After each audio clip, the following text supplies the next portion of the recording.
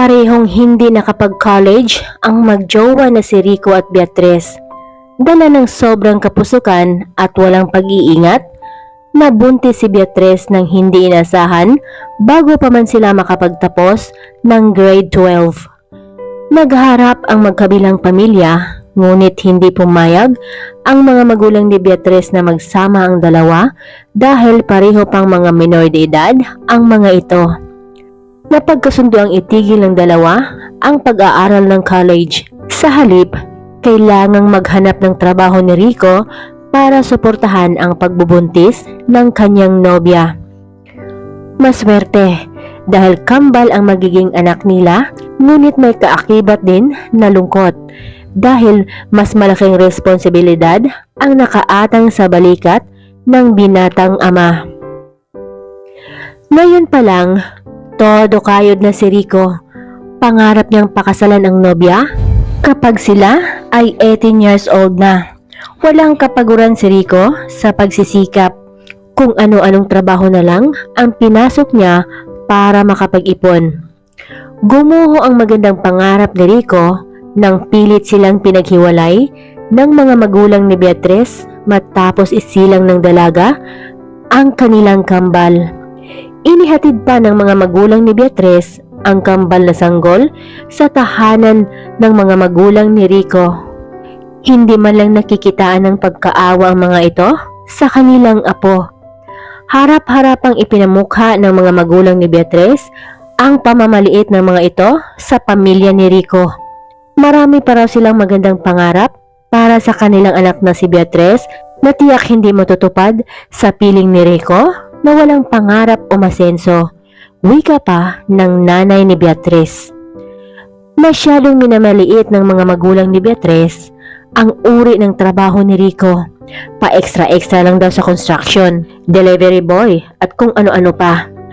Papaano umano mabubuhay ng ganoong uri ng trabaho ang kanyang pamilya? Tiyak, gutom lang daw ang abutin ng kanyang anak, wika pa ng mga ito. At malamang maaga pang malosyang ang kanyang anak. Dagdag pa ng mapagmataas na nanay ni Beatrice. Lumuluhang pinagmasdan ni Rico ang natutulog niyang kambal. Hindi niya sukat akalain na ganon katigas ang puso ng mga magulang ni Beatrice. Naawa si Rico sa kanyang kambal. Wala man lang kamalay-malay ang mga ito na hindi na nila mararanasan ang pag-aaruga at pagmamahal ng isang ina. Huwag kang panghihinaan ng loob, anak. Alam ko, kayang-kaya mong lagpasan ang pagsubok na ito. Ikaw pa? Masiglang anas ng tatay ni Rico na si Mang Benji. Walang narinig na sumbat si Rico mula sa kanyang mga magulang. Kung gaano kabait ang kanyang mga magulang, gano'n naman kasama at mapagmataas ang mga magulang ni Beatrice. Nagpapasalamat pa si Aling Cora sa pagdating ng kambal dahil malalaki na rin naman daw ang kanyang mga anak. Sa pagdating ng kambal, sumigla muli ang tahanan nila. Mas lalo pang lumakas ang loob ni Rico para ipagpatuloy ang naudlot niyang pag-aaral. Kaya naman, ginawa niyang lahat. Masuportahan lang ang pag-aaral niya, pati na ang kanyang kambal. Naroon naman ang kanyang nanay para alagaan ang mga bata.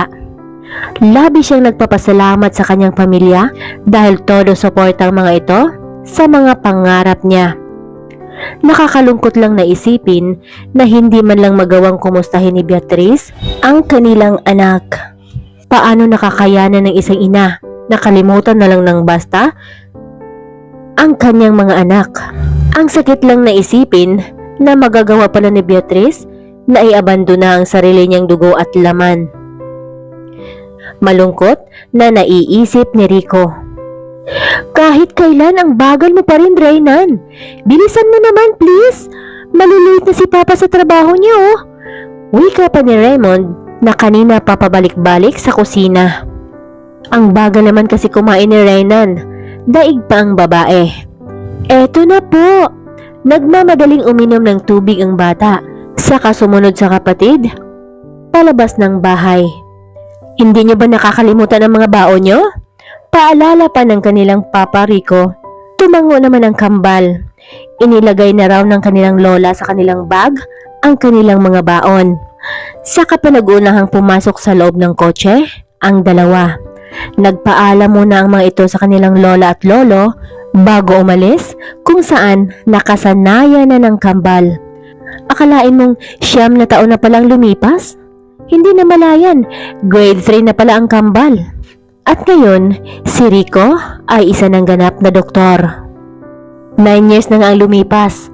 Nalagpasan na rin ni Rico ang matinding pagsubok. Hindi naging balakid sa kanya ang pagiging batang ama, bagkus naging motibasyon pa niya ito para mas lalong magsusumikap. Kaya ngayon, eto, tinatamasa niya na ang bunga ng kanyang pagsisikap. Nakabili na siya ng bahay para sa kanyang mga magulang at ang kotse niya, utang pa. Pero 2 taon na lang, matatapos na rin niya itong hulugan. Sa awa ng Diyos, napag-aral pa niya ang kambal sa isang private elementary school.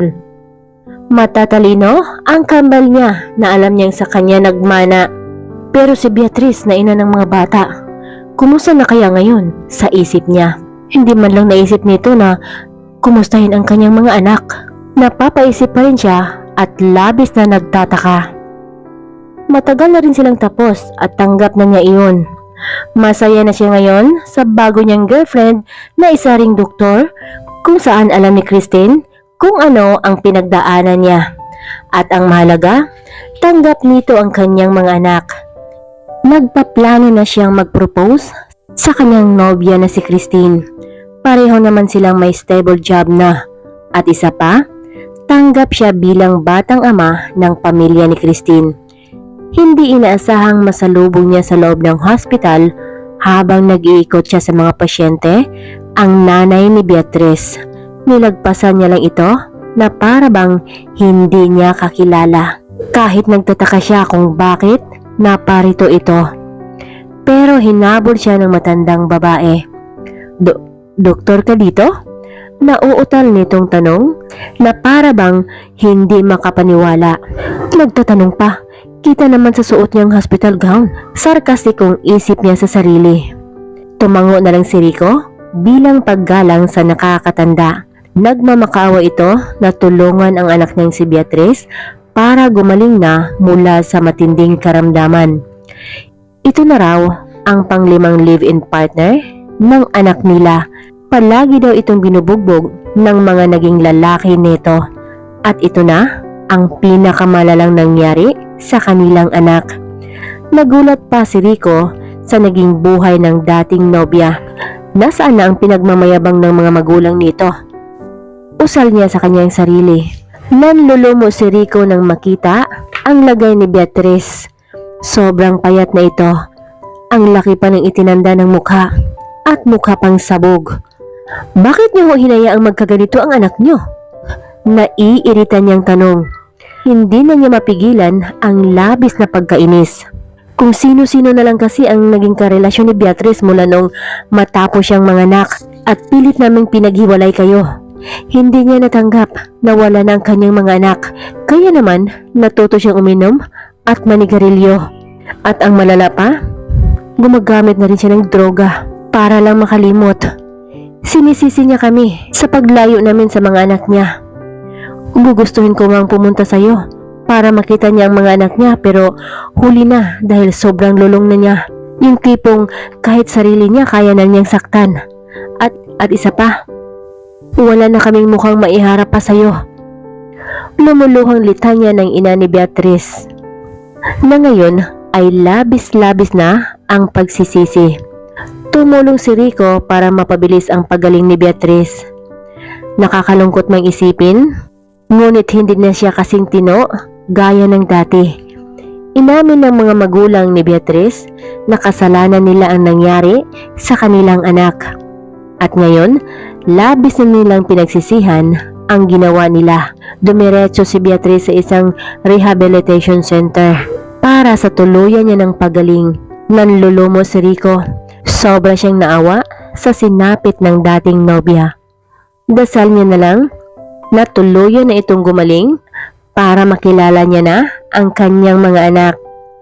Makalipas ng 6 na buwan, nagpakasal na si Rico at Christine. Mabait si Christine sa mga anak ni Rico.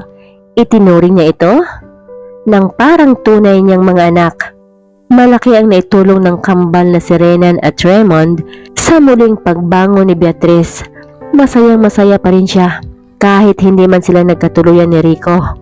At least kahit papaano, nakilala niya at nakakasama ang kanyang mga anak. Mahal na mahal niya ang kanyang kambal. Sigurado na kapag muli itong mawawala sa buhay niya, tiyak ikakamatayan niya na.